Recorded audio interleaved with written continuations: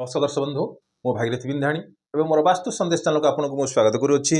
जो दर्शक बंधु मैंने मोर वास्तु संदेश चैनल देखुं लाइक शेयर और सब्सक्राइब करूँ जहाँफल मोर उत्साह उत्पन्न बढ़ी रहा आपण सम्मुखें यहपरी वास्तु और ज्योतिष संबंधी तथ्य किसी उपस्थापन करुँगी। गत विषय आपको कही कौन जन्मकुंडली गाड़ी घोड़ा विचार भाग 1 करी जदिओ किसी आप ज्योतिष विषय जानी ना आपड़ कौन मिश्रण और हरण करी आपण कौन जानीपारे ना उच्च वाहन कहीं समस्त पाखे तो किसी ना कि 2 व्हीलर रही कि 3 व्हीलर रही जो मैंने चाहती किसी बड़ गाड़ी जन्मकुंडली जदि जोग अच्छी ताले आज जो प्रक्रिया आपको कहबी जो सूत्र आपको बुझेबी जदि आप किसी जानी ज्योतिष विषय ताहले आपण कौन आहरी सहजरे जानीपारे जदि आप पाखे किसी जन्मकुंडली अच्छी। हाँ दर्शक बंधु से गत एपिसोड जहाँ नहीं जो जन्मकुंडली सेम कुंडलीटा आपठी भी उपस्थापना करिछि। ये हूँ कौन जन्मकुंडली गाड़ी घोड़ा विचार भाग 2 अर्थात या आम कौन देखा जो जन्मकुंडली मिथुन लग्न कुंडली तो यार प्रथम भाव द्वितीय भाव तृतीय भाव चतुर्थ भाव पंचम भाव षष्ठ भाव सप्तम भाव अष्टम भाव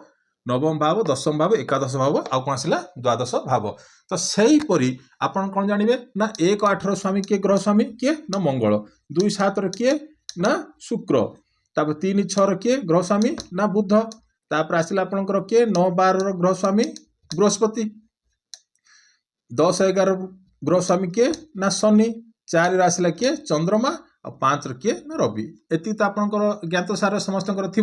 तो ये जो रहा जन्म कुंडली आम कौन ये ना 4 5 सूत्र ये पकेबा जहाँफल आप कौन आहरी सहज हम जे यही क्यों दशा हो कि अंतर्दशा हो ये पीरियड रे आपंकर कौन ना उच्च वाहन कि सुखर कौन अच्छी। तो यहाँ हूँ कौन लग्न कुंडली प्रथम हूँ कौन लग्न कुंडली 4 भाव जी आग को जीवा 1 2 3 4 ये हूँ कौन आपंकर सुख भाव एठू आम कौन करवा ना गाड़ी घोड़ा विचार करवा।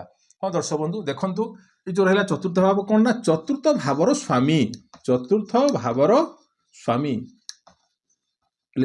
स्वामी किए ये कौन को लिखाई आपण जन्मकुंडली जो अच्छी आपण जन्मकुंडली खोले देखु लग्न ठारू 4 घर आगे जीवे जो भाव आसो से जो अंक लिखाई तार ग्रह स्वामी रहा ये अर्थात 3 6 ग्रह स्वामी किए ना बुध तो 6 ग्रह स्वामी किए बुध तो अर्थात माने किए ना बुध अंतर्दशा आपण कौन उच्च वाहन प्राप्ति योग अच्छी।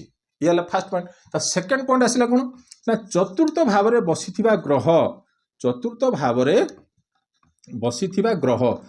ए कुंडली किए चतुर्थ भाव में कौन सी ग्रह किए नहांती ये किए कौन सी ग्रह ना ये आम कौन डैश करते किंतु आपण जन्म कुंडली जदि चतुर्थ भाव में कौन सी ग्रह बसी ताहार अंतर्दशा आपन को कौन ये उच्च वाहन गाड़ी घोड़ा आपन कौन हम ना प्राप्त हम। तो कौन द्वितीय पॉइंट गला तृतीय पॉइंट कौन आसला ना चतुर्थ भाव में बसी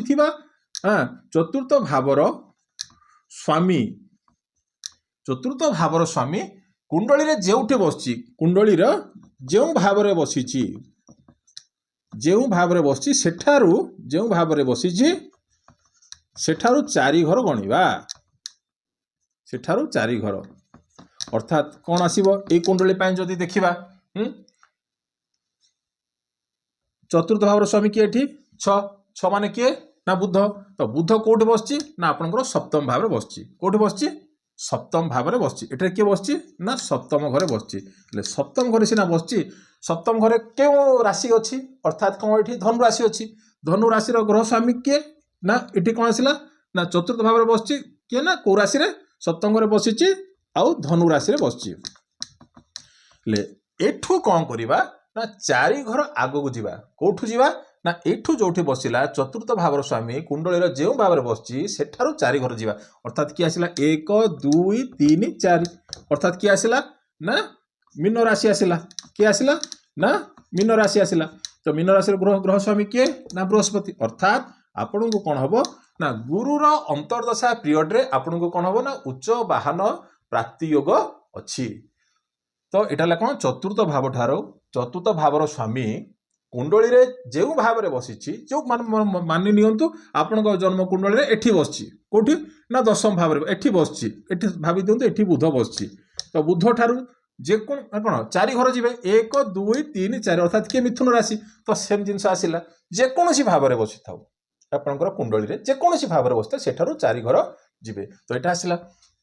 ନେକ୍ସଟ ଆସିବ କ'ଣ, ଚତୁର୍ଥ ଭାବରେ ପଡୁଥିବା ଶୁଭ ଗ୍ରହର ଦୃଷ୍ଟି, ପଡୁଥିବା ଶୁଭ ଗ୍ରହର ଦୃଷ୍ଟି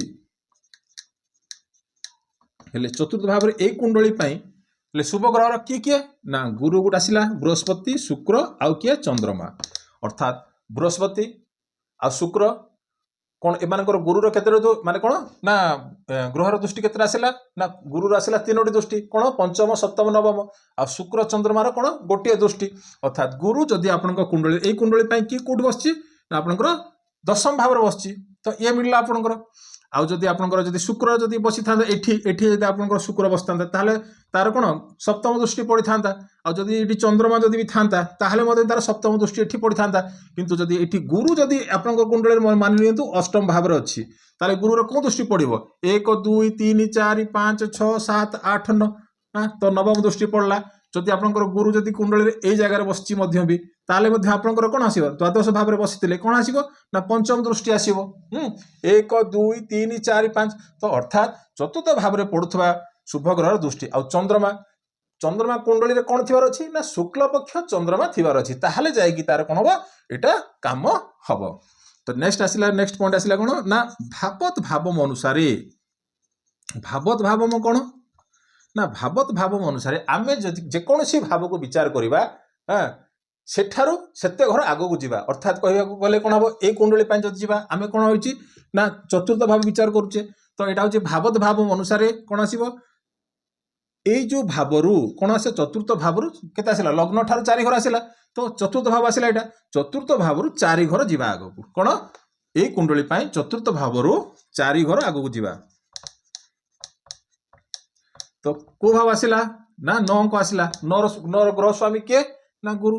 ଅର୍ଥାତ୍ ଆପଣଙ୍କର ଶବ୍ଦାବଳୀ କ'ଣ ଚାଲିଥାଏ ଦଶା ଚାଲିଥାଏ, ଦଶା ସହିତ କ'ଣ ଚାଲିଥାଏ ନା ଅନ୍ତର୍ଦଶା ଚାଲିଥାଏ। ଏଇଗୁଡ଼ା କ'ଣ ଅନ୍ତର୍ଦଶା, ଏଇ ଅନ୍ତର୍ଦଶା ସମୟରେ ଆପଣଙ୍କୁ କ'ଣ ହବ ନା ଏଇସବୁ ଜିନିଷ ଆପଣଙ୍କୁ କ'ଣ ପ୍ରାପ୍ତ ହେବାର ଯୋଗ ବଢ଼ିଯାଇଛି କିମ୍ବା ଅଛି। ଯଦି ଆମେ ଏଠି ଦେଖିବା ଭାବତ ଭାବ ଅନୁସାରେ ଆପଣ ଯେକୌଣସି ଭାବତ ଭାବଟା ଆପଣଙ୍କର କୁଣ୍ଡଳୀର 12ଟି ଭାବରେ ଯେକୌଣସି ଭାବରେ ଆପଣ ତାକୁ କ'ଣ ଲଗାଇ ପାରିବେ କିମ୍ବା ବ୍ୟବହାର କରିପାରିବେ। ଯଦି ଆପଣ ଏଠି ଧନ ଭାବ ବିଚାର କରିବା ତ ଲଗ୍ନ ଠାରୁ କେତେ ଭାବ ଆସିଲା ଏଟା 2 ଘର 1 2, ତ ଅର୍ଥାତ୍ 2ରୁ 2 ଆସିବ 1 2। ଯଦି ଆପଣଙ୍କର ତୃତୀୟ ଭାବକୁ ବିଚାର କରିବା ପରାକ୍ରମ ବିଚାର କରିବା ଅର୍ଥାତ୍ 3 ଏଟା ତୃତୀୟ ଭାବ, ତ 1 2 3 ୟାକୁ ଦେଖିବା ପ୍ଲସ୍ ୟାକୁ ଦେଖିବା। ଆପଣ ଯଦି ଆପଣଙ୍କର ପଞ୍ଚମ ଭାବ ବିଚାର କରିବା କ'ଣ ପଞ୍ଚମ ଭାବ ବିଚାର ଶିକ୍ଷା ସନ୍ତାନ ବିଚାର କରିବା, ତ ପଞ୍ଚମ ଭାବଠାରୁ କ'ଣ 1 2 3 4 5 ଏଇ ଭାବକୁ ବିଚାର କରିବା, ୟାକୁ ବିଚାର କରିବା ୟାକୁ ବିଚାର କରିବା। ତ ଏଇ ହିସାବରେ ଆପଣ କ'ଣ ଜାଣିପାରିବେ ନା ଭାବତ ଭାବ ଅନୁସାରେ। ଆଉ ଯଦି ଆପଣଙ୍କ ସପ୍ତମ ଭାବ ବିଚାର କରିବା ସପ୍ତମ ଭାବରୁ ସପ୍ତମ ଭାବକୁ ଯିବା ତାହେଲେ ଏଇ ଭାବ ଆସିବ। ତ ଦଶମ ଭାବ ବିଚାର କରିବା ତ ଦଶମରୁ ଦଶମ ଏଇଟା ଦଶମ ଭାବ, ତ ଦଶମରୁ ଦଶମ ଏଇଟା ଆସିଲା କ'ଣ ଆସିଲା 1 2 3 4 5 6 7 8 9 10, ଅର୍ଥାତ୍ ଦଶମରୁ ଦଶମ ଭାବ ଆସିଲା କ'ଣ ସପ୍ତମ ଭାବ। ତ ୟାକୁ ମଧ୍ୟ ବି ଏମିତି ବିଚାର କରାଯାଏ। ତ ଆପଣଙ୍କୁ ଆଜି ଜଣାପଡ଼ିଲା ଯେ କ'ଣ ଗାଡ଼ି ଘୋଡ଼ା ବିଚାର ଭାଗ 2ରେ ଏଇ 5ଟି ପଏଣ୍ଟକୁ ଯଦି ଆପଣ କ'ଣ ଆଲୋଚନା ଚକ୍ରକୁ ନେବେ ତାହେଲେ ଆପଣ ସଠିକ ଖବର ପାଇପାରିବେ ଯେ ଆପଣଙ୍କର କେଉଁ ଦଶା କିମ୍ବା ଅନ୍ତର୍ଦଶା ପିରିୟଡ଼ରେ ଆପଣଙ୍କୁ ଏସବୁ ଜିନିଷ ପ୍ରାପ୍ତ ହେବ। ତ ଏତ ଥିଲା ଆଜିର ଟପିକ୍। ରହିଲି, ନମସ୍କାର।